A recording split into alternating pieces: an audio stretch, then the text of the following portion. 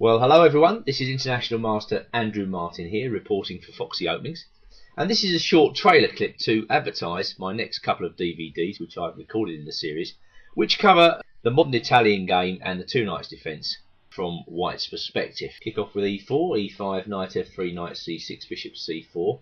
And on the first DVD, I'll be taking a close look at bishop c5. And there I'll be recommending c3, knight f6, and now d3. This is a very old but also a very new system in the sense that the perception that this is a very quiet way to play for White has changed dramatically in the past 30-40 years. So much so that this system for White is being used extensively at the highest levels of chess. It's also being used a lot in club chess. I believe it's a very appropriate system for White to play. It's solid, it's sound, it's dependable, and it's easy to learn. So it makes it ideal for the average player too, as well as the Grandmaster, who basically wants to try for a small edge without too much risk. This is what this system provides. On the second DVD, I'll be taking a look at the two knights defence, and there I will be recommending the sharp knight g5, which is about as much of a contrast to the modern Italian game, the quiet Italian game, as can possibly be. Of course, just dropping back, White may also play d3 and try for a similar type of setup to the one we just looked at. But by and large, knight g5 leads to some highly interesting and sharp positions. And it's my experience at club level that actually black players only have the vaguest idea of what to do against knight g5. They don't know anything specific. They know to about move 10 or 11, but after that it gets very hazy. Well, I'll be providing you with all the information you need to know to make this move work for you. I mean, objectively, I think black is fine in a lot of the lines, but the position's so sharp and so interesting that, you know, both sides could easily go wrong. Okay, well, let's kick off then with this promotional game, which comes from the Armenian Championship in 2007, between Karen Azrian and Minassian. Now, the white player is a Grandmaster, graded 2634, and the black player is obviously of International Master calibre, because his rating at the time of this game was 2457. And this is a particularly interesting game because black ventures the Wilkes Barre or Traxler variation with bishop c5. This is like a dance with the devil when you play this line. And of course, what black is hoping for when he plays this move is that white is going to be greedy and going for knight takes f7. A lot of beginners would just consider bishop c5 a mistake because it allows white to execute his main threat. But this is the very threat that black is waiting for, because after that black wants to launch unfathomable complications after bishop takes f2 check. Whether you play king takes f2 or whether you play king f1 here, doesn't matter. The complications are immense, and you've either got to have a fantastic memory and have everything memorized before you go in for this position, or basically you've got to be a computer to play this position with white. I remember playing this system with black in my youth and winning tons of games with it. The white player, you know, just didn't know what to do. The king is under attack. You get blows raining down on you from all angles. You might win a rook, or even more than the rook. You can't emerge from the complications alive. So even on a practical level, the move Azrian plays has come to be regarded as best by test. Bishop takes f7.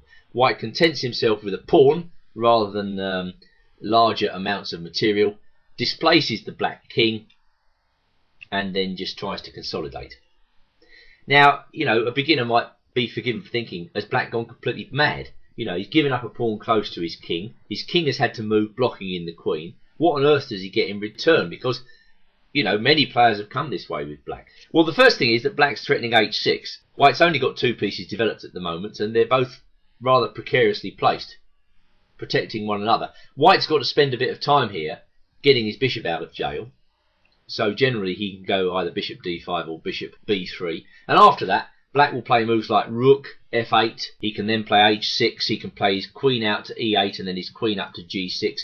Black has all manner of attacking schemes in the Wilkes Barre which keep the pot on the boil. Well, what we're about to see in this game is what I consider to be one of the best ways of playing against this opening. White puts his bishop on d5. And black does indeed play rook f8. So you can see already the threats are maybe starting to give white a little bit of concern to f2. So Azrian castles, common sense moves. Pawn up to d6. We'll be covering other moves for black on the DVD, and I'll be trying to show that this variation is quite good for white in a practical sense. And now Azrian shows the reason he put the bishop on d5 in the first place, he wants to get rid of black's knight.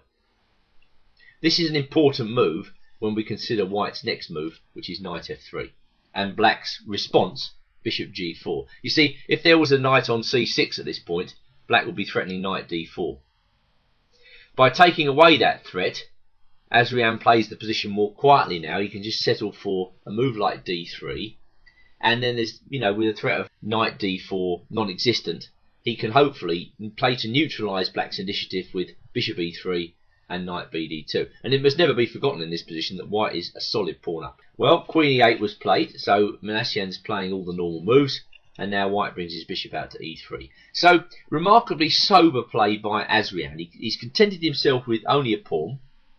He's now playing for exchanges, and he's arguing basically the king on e7 is very poorly placed, and black doesn't have enough compensation to justify the position of that king. Well, it's all very typical play in the Wilkes-Barre, as black brings his queen out to keep the pot on the boil, and white just simply plays knight bd2. Now what's black going to do? If he takes on e3, this merely strengthens white's position, as the major part of black's compensation relies upon the pressure black's putting to bear on the pinned knight. So f takes e3, the f file's open, the knight's protected. I very much doubt black has any compensation whatsoever for the pawn here. So after knight bd2, going back to the game, Minassian played bishop b6, and now white just played a4, seeing no threats. I like the cold-blooded way white handles this game, really. Black never seems to be able to get anything at all here. Well, black's next move is odd-looking. He voluntarily takes the knight on f3. I mean, you would think that had to be a mistake. But the more you look at this position, the more you realise actually black doesn't have any decent way to play the attack. It's hard to see how black is going to further his lot here. I mean, I think the initial idea in taking on f3 was possibly knight to g4 in this position. When black's attacking the white queen, he's also attacking the pawn. But I think then just queen g3, and I really don't see where black is going from this position. Obviously he can take on e3, white recaptures. Black's a pawn down in this position with very little compensation for it. So bishop takes f3 is a little bit dodgy, but if black does nothing, white's going to play a5. And after that, then again, black is on move in a very embarrassing situation. And I don't think a move like bishop a5 helps in any way, shape or form, because white just goes with a move like c3. And again, you've got some problems. So I'm not saying what Azrian does in this game amounts to a refutation of the Wilkes-Barre, but it certainly poses some questions to black. So bishop takes f3, queen takes f3. Black went queen h4, and now white just hoovered off the pieces. Bishop takes b6, a takes b6. Now the simplest move in the world, queen g3. And suddenly, black's attack is out of steam. Well, Minassian must have known at this point that he's probably going to lose this game.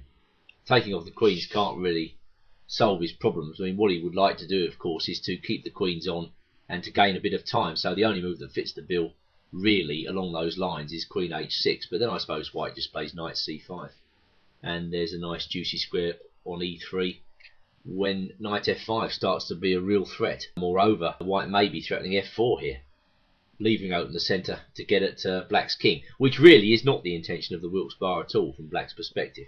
But then neither is the continuation of the game, as Minassian subsides really to a quite miserable loss, where he just ends up a pawn down for nothing. Azrian's doing nothing now but playing technical moves. He solidifies the queen side. He brings his knight to a better spot. There you are, beautiful square for the knight, beckons on f5, although e3 is not bad. Black's getting desperate. I think he's really running out of ideas at this point. Knight c5, that's a blunder. But I think black was probably so demoralised about the lack of success of his opening that he just gave up. Knight c5, white played like a computer here. He just chopped the pawn off, retreated the knight to c3, and that was the last move of the game, as Minassian resigned. So the Wilkes-Barre has quite a fearsome reputation at club level. If you don't know what you're doing with white, you're ill prepared against the Wilkes-Barre, well, you could easily crash to an embarrassing defeat. But I'll try to show on the DVD that bishop takes f7 check is a good choice for white, and whilst it doesn't give an indisputable advantage, it certainly puts the question back in black's court as to how he's going to justify the pawn sacrifice.